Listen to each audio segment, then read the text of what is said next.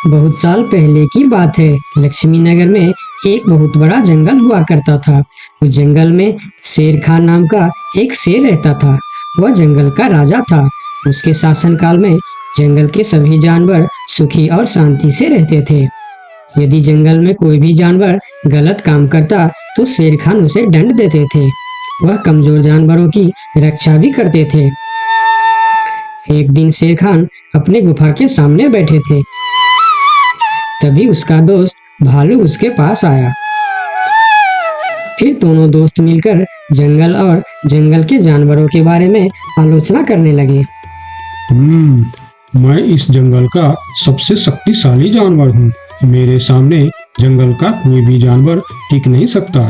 क्या कहते हो भालू भाई? ये तो तुमने बिल्कुल ठीक कहा, लेकिन हाथी के सामने तुम बिल्कुल चूहे जैसे दिखते हो। क्या ठीक कहा ना मैंने शेर खान? भालू की बात सुनकर शेर खान बहुत क्रोधित हो गए। भालू, तुम्हारी हिम्मत कैसे हुई मेरे बारे में इस तरह की बातें करने की? तुम्हें पता है तुम किसके सामने बात कर रहे हो? मैं इस जंगल का राजा हूँ। तुम मेरे दोस्त हो, इसीलिए तुम्हारे साथ मैं थोड़ा मजाक कर रहा था। तुम मेरे बात का बुरा मत मानना शेर खान। शेर खान नहीं, महाराज कहो महाराज।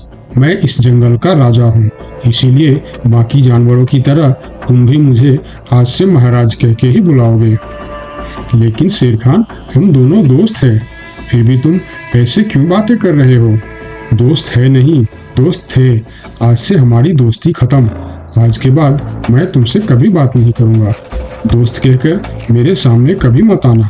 चले जाओ यहाँ से। अपने दोस्त का इस व्यवहार से भालू बहुत दुखी हुआ और वह वहां से चला गया। उसी जंगल में गोलू नाम का एक बंदर भी रहता था।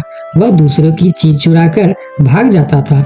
एक दिन गोलू की चोरी करते समय शेर खान के एक सिपाही के द्वारा पकड़ा जाता है और उसे शेर खान के सामने विचार के लिए लाया जाता है। गोलू को देखकर शेर खान कहते हैं, गोलू, तुम्हारी चोरी की किस्से जंगल के दूर दूर तक मशहूर है। तुम जानवरों के घर में ही नहीं बल्कि मेरे दरबार में भी बहुत चीज चोरी की है। इसीलिए मैं तुम्हें पहाड़ से गिराकर मारने की सजा घोषित करता हूँ। आज से ठीक 2 महीना बाद तुम्हें पहाड़ से गिराकर मार दिया जाएगा। अपनी मौत की सजा सुनकर गोलू बहुत रोने लगा और बोला, महाराज, मैं अब कभी चोरी नहीं करूंगा। मुझे माफ कर दीजिए महाराज। मेरे घर में छोटे छोटे बच्चे हैं, मुझे छोड़ दीजिए महाराज। लेकिन शेर खान ने उसकी फरियाद नहीं सुना। तब एक सैनिक उसे ले जाकर जेल में बंद कर देता है। उधर गोलू का दोस्त भोलू को जब इस बात का पता चलता है तब वह गोलू से मिलने के लिए कैद खाने में पहुंच जाता है और उससे कहता है, देखा गोलू, तुम पकड़े गए ना। मैं तुम्हें कितनी बार कहा था कि चोरी करना छोड़ दो। अब क्या होगा बताओ, कैसे निकलोगे यहाँ से? ये सब छोड़ो भोलू भाई, जो होना था वो हो गया। मुझे तो बस अपने परिवार की चिंता हो रही है। काश मैं मरने से पहले उनके लिए कुछ कर पाता। मेरे छोटे छोटे बच्चे हैं, बीवी है, अब उन सब का क्या होगा? मेरे बिना वह भी जीवित नहीं रह सकते। गोलू की बातें सुनकर भोलू सोच में पड़ गया। फिर वह शेर खान के पास गया और बोला, महाराज, मैं गोलू का दोस्त भोलू हूँ। मैं आपसे कुछ कहने आया हूँ। तो तुम गोलू का दोस्त भोलू हो? ठीक है, बताओ क्या कहना चाहते हो तुम? महाराज, मैं चाहता हूँ कि आप गोलू को कुछ दिन के लिए उसके परिवार के पास जाने दें ताकि वह मरने से पहले अपने परिवार के लिए कुछ इंतजाम कर सके। मरने वाले का आखिरी इच्छा पूरा कीजिए महाराज। आप एक बार उसके परिवार के बारे में भी सोचिए। गोलू ने जो किया उसमें उसके परिवार की क्या गलती है? अगर आप उसे कुछ दिन के लिए अपने परिवार के पास रहने दोगे तो शायद उसका परिवार बच जाएगा। मैं इस बारे में तुम्हारी कोई मदद नहीं कर सकता। अगर अपने परिवार से मिलने के बहाने गोलू भाग गया तो मैं किसको सजा दूंगा? शेर खान की बात सुनकर भोलू थोड़ा सोच में पड़ गया। फिर बोला, तो ठीक है महाराज, आप गोलू को छोड़ दीजिए। जब तक गोलू वापस नहीं आ जाता मैं उसकी जगह कैद खाने में रहूंगा। और अगर वो कभी वापस नहीं आया तो क्या तुम उसके हिस्से की मौत की सजा भी लोगे? थोड़ा सोचकर बताओ। हाँ महाराज, मैं इसके लिए भी तैयार हूँ। भोलू की बात मानकर शेर खान ने गोलू को कैद से निकालकर भोलू को कैद खाने में डलवा दिया। तब बाहर निकलकर गोलू ने भोलू को बोला, दोस्त तुम चिंता मत करना, मैं समय से पहले ही वापस आ जाऊंगा। ऐसा कहकर गोलू वहां से चला गया और भोलू गोलू की जगह कैद खाने में रहने लगा। इस तरह बहुत दिन बीत गया, लेकिन गोलू वापस नहीं आया। तब एक दिन शेर खान भोलू के पास आया। देखा बंदर, मैंने कहा था ना गोलू वापस नहीं आएगा। अगर कल सुबह तक गोलू वापस नहीं आया तो शर्त के अनुसार कल शाम के समय तुम्हें पहाड़ से गिरा दिया जाएगा।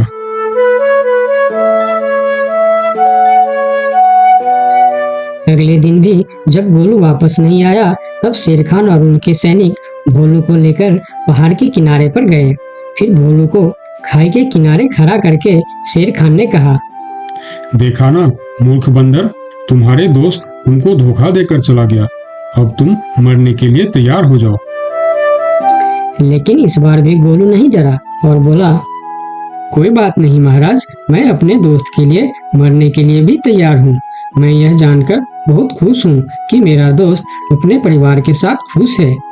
मेरे आगे पीछे और कोई नहीं है, मैं तैयार हूँ महाराज। शेर खान और भोलू के बीच बातचीत चल ही रही थी कि तभी थोड़ी दूर पर गोलू उनके और आता हुआ दिखाई दिया।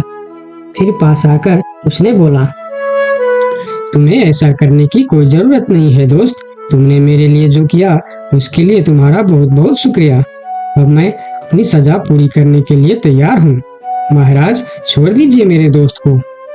गोलू, तुम्हें वापस आने की क्या जरूरत थी? मैं यह सजा ले लेता था। तुम्हारे घर में छोटे छोटे बच्चे हैं, बीवी है, उनका क्या होगा? मेरे परिवार में मेरे अलावा और कोई नहीं है, इसीलिए यदि मैं मर भी जाऊं तो मेरे लिए किसी को कोई दुख नहीं होगी। तुम यहाँ से चले जाओ। नहीं दोस्त, गलती मैंने की है, इसीलिए सजा भी मुझे ही मिलनी चाहिए। उन दोनों की दोस्ती को देखकर शेर खान सोचने लगे, ये दोनों अपने दोस्ती के खातिर एक दूसरे के लिए जान देने के लिए तैयार है, और मैं एक छोटी सी बात के लिए अपने सबसे अच्छे मित्र भालू से दोस्ती तोड़ दी। यह मैंने बहुत बड़ा गलती कर दी। मुझे इसका प्रायश्चित करना ही होगा। किसी को मरने की कोई जरूरत नहीं है। तुम दोनों की दोस्ती देखकर मैं गोलू की सजा माफ करता हूँ। और याद रखना गोलू, अगर तुमने फिर से चोरी की तो अगली बार मैं तुम्हारी सजा माफ नहीं कर पाऊंगा। नहीं नहीं महाराज, आज के बाद मैं फिर कभी ऐसा गलती नहीं करूंगा। आज से मैं ईमानदारी से मेहनत करके अपना परिवार चलाऊंगा। आपका बहुत बहुत धन्यवाद महाराज। ठीक है, अब तुम लोग यहाँ से जा सकते हो। उनके जाने के बाद शेर खान सीधा अपने दोस्त भालू के पास गया। भालू मेरा दोस्त, मैं यहाँ तुमसे माफी मांगने के लिए आया हूँ। मैंने जो उस दिन तुम्हारे साथ व्यवहार किया वह बहुत गलत था। मैं बहुत शर्मिंदा हूँ, मुझे माफ कर दो मेरे दोस्त। लेकिन महाराज, आपने तो कहा था। महाराज नहीं, शेर खान बोलो, शेर खान। आज से तुम मुझे महाराज नहीं शेर खान ही बुलाओगे, क्योंकि दोस्त एक दूसरे के नाम लेकर ही बुलाते हैं। आज से तुम मेरे सबसे अच्छे दोस्त हो। गोलू और भोलू की दोस्ती देखकर शेर खान को अपनी गलती का एहसास हुआ और उसने भालू से माफी मांगी और दोनों फिर से दोस्त बन गए। तो दोस्तों, इस कहानी से हमें यह सीख मिलता है कि कभी कभी दूसरे के अच्छाइयों को देखकर भी हम अच्छा बन जाते हैं। इसीलिए हमें हमेशा अच्छे लोगों के साथ ही दोस्ती रखनी चाहिए और अच्छे अच्छे काम भी करने चाहिए। आपका बहुत बहुत धन्यवाद। एक समय की बात है, लक्ष्मी नगर में एक बड़ा जंगल था। उस जंगल में सोनू नाम का एक हिरन रहता था, जिसे जंगल में रहते हुए काफी साल हो गया था। सोनू का इस दुनिया में कोई नहीं था। कुछ महीने पहले ही उसका माँ बाबा गुजर गए थे।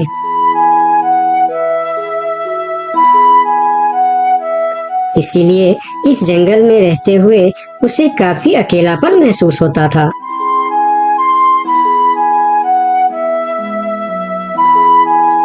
कितना बड़ा जंगल है हमारा, लेकिन फिर भी एक अजीब सा अकेलापन महसूस होता है। काश मेरा भी कोई दोस्त होता तो कितना अच्छा होता। तभी वहाँ से एक तेंदुआ और सियार गुजर रहे थे। सोनू को अकेला देखकर दोनों उसके पास आए और बोलता है, अकेले अकेले क्या कर रहे हो? हमसे दोस्ती कर लो, हम है ना तुम्हारे साथ रहने के लिए। क्या मैं तुम दोनों से दोस्ती कर लूं?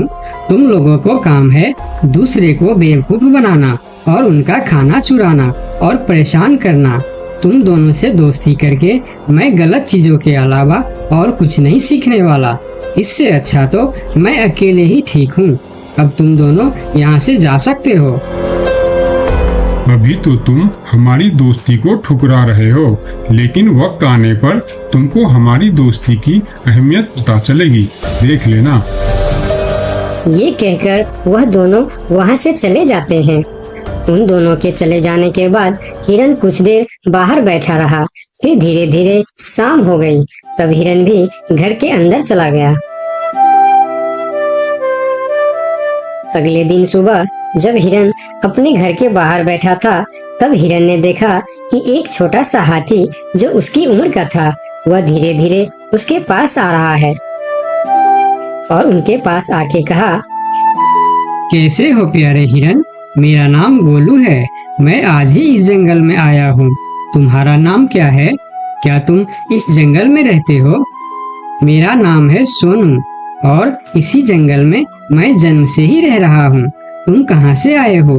तुम्हारे साथ और कौन कौन है? मैं पास की जंगल से आज ही आया हूँ। मेरा इस दुनिया में कोई नहीं है। क्या तुम यहाँ अकेले रहते हो? हाँ, मैं अकेला ही रहता हूँ। मेरा भी इस दुनिया में कोई नहीं है दोस्त। सोनू, क्या यहाँ कोई ऐसी जगह है जहाँ मैं अपना घर बनाकर रह सकूं? हाँ दोस्त, इस जंगल में ऐसे बहुत सी जगह है जहाँ तुम घर बनाकर रह सकते हो। आओ मेरे साथ। फिर हिरन और हाथी जंगल के और भी अंदर चले गए, जहाँ हरियाली भी थी और जगह भी बहुत सुंदर थी। यहाँ तो मैं अपना पसंद का घर आराम से बना सकता हूँ। हाँ मेरे दोस्त, और इस काम में मैं तुम्हारी मदद करूँगा। नहीं प्यारे दोस्त, मैं अपना घर खुद बना लूँगा। मैं तुम्हारा फायदा नहीं उठाना चाहता। तुम मेरी बहुत मदद की है। ये सुनकर भी हिरन ने उसकी मदद करने का फैसला नहीं बदला और काम पर लग गए। जंगल से अच्छी लकड़ियाँ और पेड़ इकट्ठा करके दोनों ने मिलकर 2 दिन के अंदर ही एक झोपड़ी जैसा घर बना डाले। तुम्हारा बहुत बहुत शुक्रिया दोस्त। अगर तुम नहीं होते तो मैं इतना आसानी से ये घर नहीं बना पाता। शुक्रिया की कोई जरूरत नहीं है।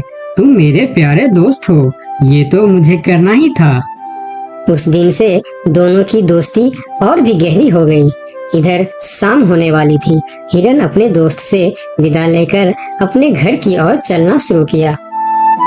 हिरन रोज हाथी के घर आता और दोनों सारा दिन साथ ही रहते थे। एक साथ खाते थे और मजे भी करते थे। एक दिन सोनू हिरन हाथी के घर नहीं आया तो उसे हिरन के लिए चिंता होने लगा। वह फिर चलकर हिरन के घर जा पहुंचा। अरे क्या हुआ दोस्त, तुम आज मेरे घर क्यों नहीं आए? तुम्हें ना देखकर मैं बहुत परेशान हो गया, इसीलिए मैं इधर चला आया। दोस्त, मेरा तबीयत खराब है। पूरे शरीर में बहुत दर्द हो रहा है। मैं ठीक से खड़ा भी नहीं हो पा रहा हूँ। हाथी आगे आया और हिरन के शरीर को छू कर देखा कि हिरन को तो बहुत तेज बुखार चढ़ा है। दोस्त, तुम्हें तो बहुत तेज बुखार है, लेकिन ये सब अचानक कैसे हो गया? ये कहकर हाथी ने थोड़ा देर सोचा और बोला, मैं अभी आता हूँ। तुम बिल्कुल चिंता मत करना, तुम ठीक हो जाओगे। इतना कहकर हाथी वहाँ से चला गया और सोनू हिरन उसका इंतजार करने लगा। लेकिन कई घंटे गुजर जाने के बाद भी हाथी नहीं लौटा। हिरन निराश होकर बैठा रहा। थोड़ी देर बाद वही तेंदुआ और सियार उसके पास आ गए और कहने लगे, सोनू हिरन, तुम्हारी तबीयत का पता चला तो हमें बहुत दुख हुआ। ये देखो, हम तुम्हारे लिए खाना भी लेकर आए हैं। उन्होंने कुछ फल हिरन के सामने रख दिए और फिर उसको खाने के लिए कहते हैं। तुम लोगों का बहुत बहुत शुक्रिया, मुझे बहुत भूख लगी थी। अरे हिरन भाई, इस समय तुम्हारा तबीयत खराब है और वह तुम्हारा दोस्त कहाँ है जो हमेशा तुमसे चिपका रहता है? पता नहीं कहाँ गया है। सुबह एक बार आया था, उसके बाद अभी तक लौटा नहीं। हाँ, उसने सोचा होगा कि तुम्हारी बीमारी में सेवा करनी पड़ेगी, इससे अच्छा तो हम भाग ही जाते हैं, इसलिए वह गायब हो गया। अच्छा दोस्ती निभाया उसने। नहीं नहीं, ऐसा नहीं हो सकता, वह मेरा बहुत अच्छा दोस्त है। ऐसा ही हुआ है। हमने कहा था ना कि वक्त आने पर हमारी दोस्ती की अहमियत समझेगी। यही वह समय है। उनकी बात सुनकर सोनू हिरन को बहुत दुख हुआ। फिर वह वहाँ से चला गया। धीरे धीरे शाम हो गई, लेकिन हाथी का कोई अता पता नहीं था। हिरन के तबीयत में भी कोई सुधार नहीं हुआ। अगले सुबह फिर से वह दोनों हिरन के घर पर आए। आज भी दोनों ने हिरन के लिए कुछ फल लेकर आए थे। हिरन बहुत खुश होकर खाने लगा। उसे अपने आप पर शर्म आ रहा था कि जिन जानवरों को वह बुरा भला कह रहा था, आज मुसीबत में वही उसके काम आ रहे हैं। वह हर बार उनका शुक्रिया कर रहा था और माफी भी मांग रहा था। फिर थोड़ी देर बात करके दोनों वहाँ से चले गए। कब तक हम इनकी नौकरी करते रहेंगे? अब अपने योजना को अंजाम देने का समय आ गया है, नहीं तो बहुत देर हो जाएगा। हाँ, तुमने बिल्कुल ठीक कहा। अब हमें और समय नष्ट नहीं करना चाहिए। आज ही हमें कुछ निर्णय लेना ही पड़ेगा। चलो चलते हैं शेर सिंह के पास।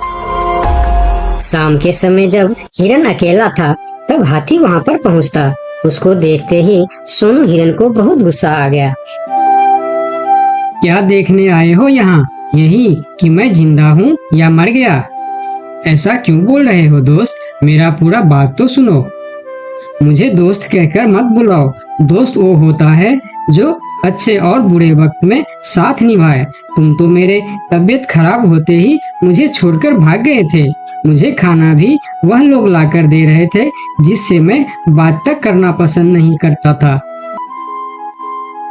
तुम्हें अभी तक कुछ भी पता नहीं है, इसीलिए गुस्सा कर रहे हो। मैं तुम्हारे साथ छोड़कर नहीं भागा था।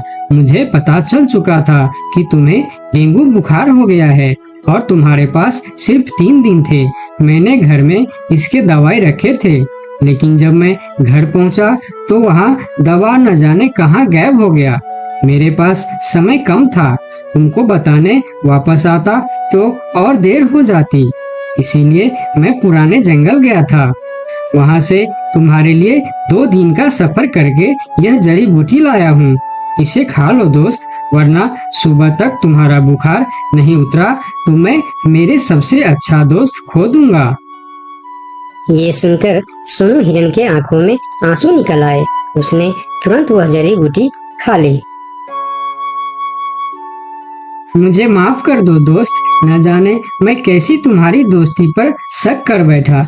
यकीन मानो, तुमको वापस देखकर मुझे बहुत अच्छा लग रहा है। फिर दोनों ने बातें करने लगे। इतने में सोनू को अच्छा महसूस होने लगा। फिर वह उठकर खड़ा हो गया। अरे देखो दोस्त, मैं तो बिल्कुल ठीक हो गया। तुम्हारा बहुत बहुत धन्यवाद दोस्त। दोनों घर के बाहर बातें कर रहे थे, तभी वहाँ पर शेर सिंह को साथ लेकर वह दोनों आ गए। तुम लोगों के साथ ये शेर सिंह यहाँ क्या कर रहा है? शेर सिंह, यही वह हिरन है जिसे हमने आपके लिए तैयार किए हैं।